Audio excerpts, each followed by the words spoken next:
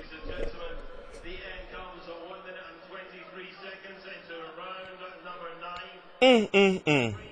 I'm sitting here saying, oh man, we're in round 7, 8, 9. I'm saying, wow, Scott Quigg is really hitting this guy Cayetano with some shit, but it looks like his power is not carrying up. Now, it looks like officially he's going to be staying at 126 pounds.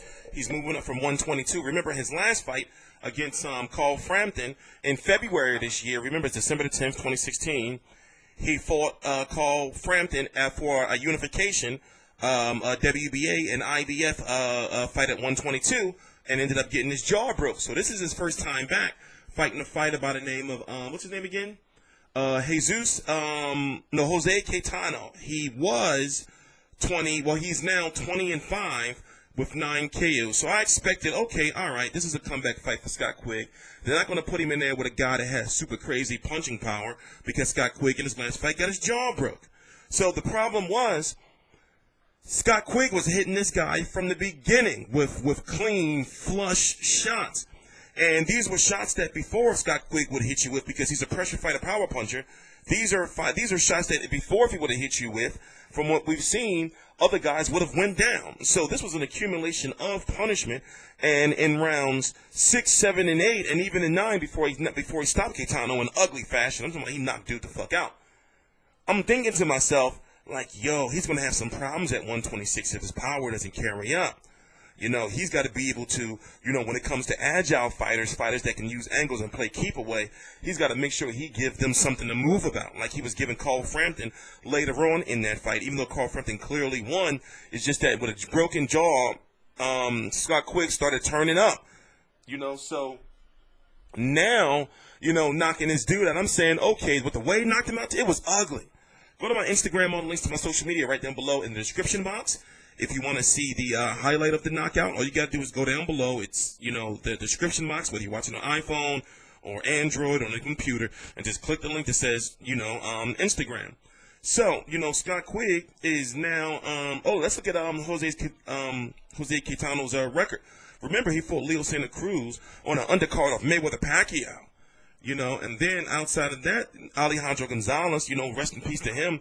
News came out yesterday that he was a part of a double homicide. Him and somebody that they're saying is his grandfather. He also lost to Ruben Tamayo. Ruben Tamayo, you may know him from fighting Gary Russell before Gary Russell went on to fight Vasil Lomachenko. I'm sorry I'm talking real fast. I'm trying to take a little break before the White versus Sora and the Joshua Molina, fight starts. So, now it's all about how active Scott Quigg is going to be.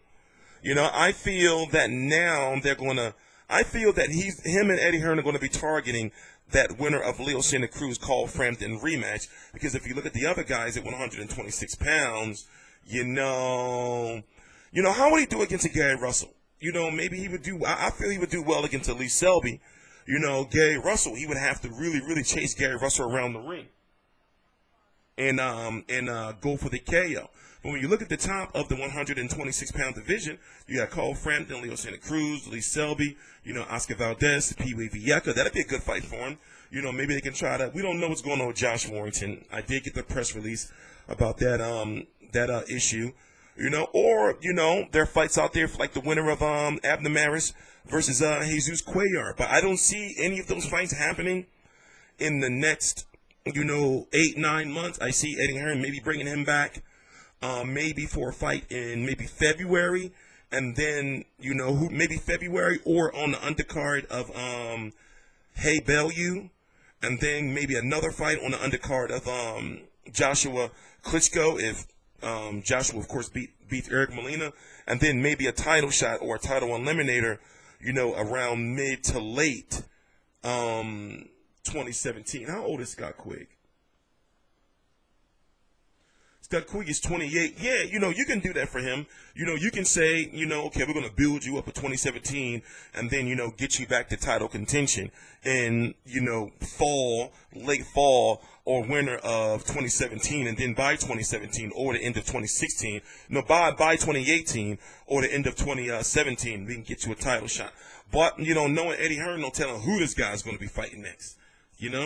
So, I'm TstreeT Controversy. This is TstreeT Controversy Live. I cover every single major fight live All the links to my social media right down below in the description box here. The way he knocked dude out, and then looking at the replay, you can see like the anger in Scott Quigg's face, because you can tell he was a little bit frustrated because he was hitting, Cayetano clean.